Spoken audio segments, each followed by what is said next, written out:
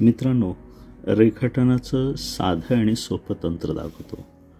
ही pencil आपली अत्यंत हलक्या हातानं कागदावर उमटवायला शिकलं पाहिजे.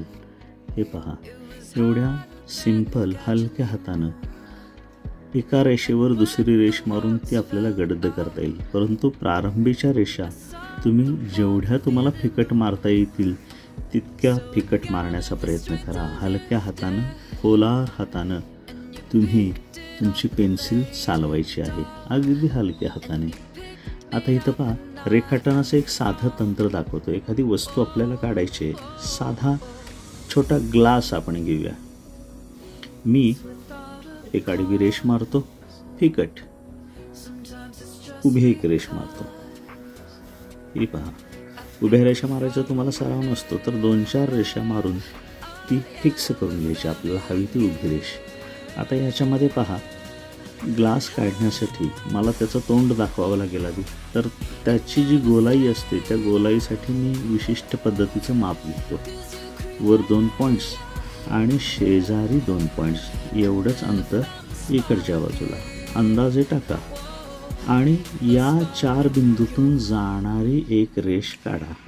ही पहा, ही अशा अलगद हाताने अशी फिरवत, हे पहा, इथून ही अशी रेषा.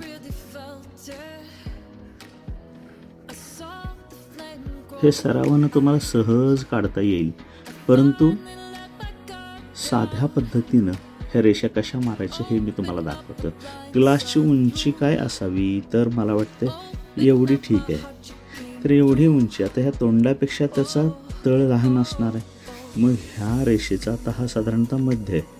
तर मी इथे एक पॉईंट आणि तेवढ्याच अंतरावर दुसरीकडे दुसरा पॉईंट. या वरच्या रेषा थेट आणून मी इथे अशा, आता ही बघा, ही नेमकी त्या बिंदूकडे जायला पाहिजे.